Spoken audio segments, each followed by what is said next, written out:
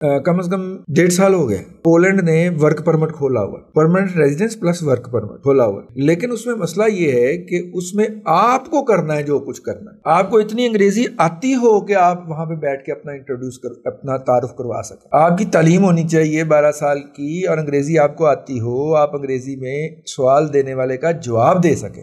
और भाई दबे उन्होंने भी कोई अंग्रेजी इतनी अच्छी नहीं साढ़े वर्गी है, लेकिन ये वे कि कोई हिम्मत तो करे ना। यहाँ पे ये है कि ईरान के सहराओं में भूखे मर जाना है, लाशें कौवे चीलें खाएंगी, लेकिन लीगल तरीके से नहीं जाना। तो वो आप सिंपल लेबर चाहिए उनको।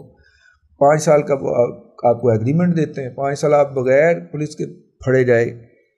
अगर आप ये 5 साल पूरे कर लेते हैं फिर आपको फैमिली बुलाने की इजाज़त भी मिल जाती है, पासपोर्ट भी मिल जाता है, सब कुछ मिल जाता है। आप पोलिश रेजिडेंट्स होके दुनिया के 32 ममालिक के अंदर बगैर वीज़े के घूम सकते हैं। फिर आप जाके जहाँ पे मर्जी बस जाए।